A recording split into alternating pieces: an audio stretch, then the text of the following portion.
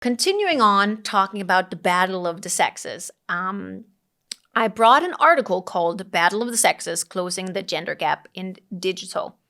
And it's about how COVID is influencing the amount of women who apply to take computer science classes or a whole degree in computer science.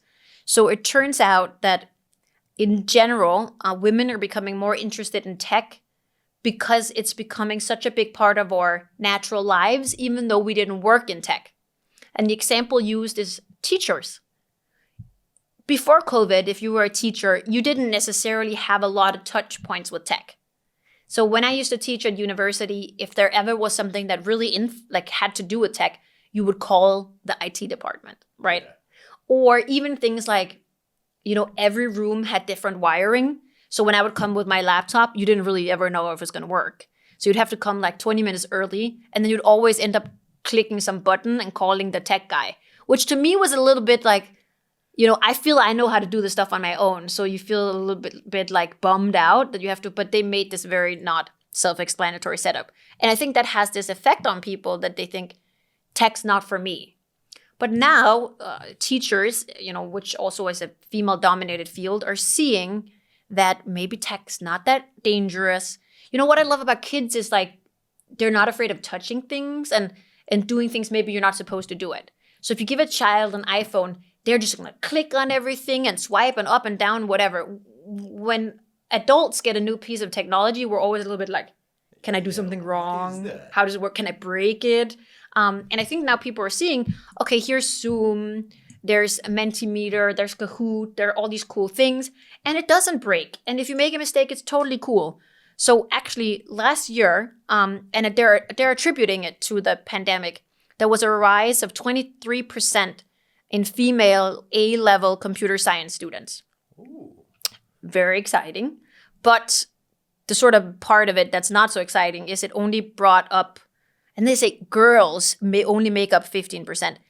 I assume that you want to use the word woman, because there's not a girl at university. So women only make up 15% of the computer science students in total, but they are saying that they've seen for 7 years in a row, there is actually an increase in the amount of women being attracted to STEM, being attracted to computer science. Then it seems like if you look in the later part of the article, it talks about what are some of those initiatives, civil society initiatives, that have been designed to get women and girls more interested in tech and in STEM and in computer science. And it seems like there's quite a booming community of women doing all kinds of programs for women. So they're combining, like there's Code First Girl, Tech Moms, and Tech Up. So these are all programs like designed to get women interested in tech. And of course I clicked Tech Mom because I couldn't help myself.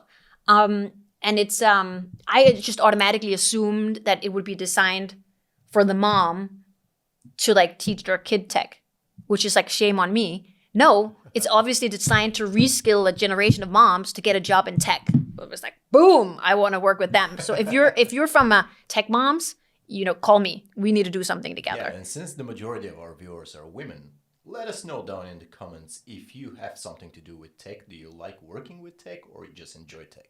Yeah, and actually also I saw a couple of universities in the UK are doing dedicated scholarships to women that pursue studies in tech.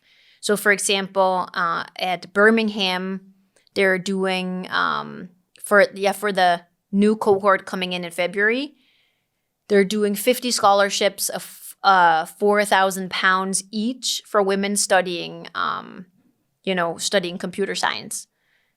So that's just a trend that we're seeing, that people are trying to create some a more equal financial playing field for women to be able to pursue a career in it. I think, I try to really hire diverse teams. I think we've been nominated and won a series of awards related to our ability to hire women and minorities and creating diverse teams. But I really like the idea of encouraging people to also change mid-career and find this interest for tech. You can never be too old to begin dabbling with tech. Never.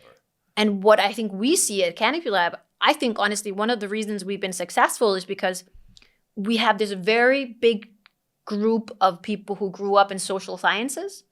And then we have a very big group of tech nerds.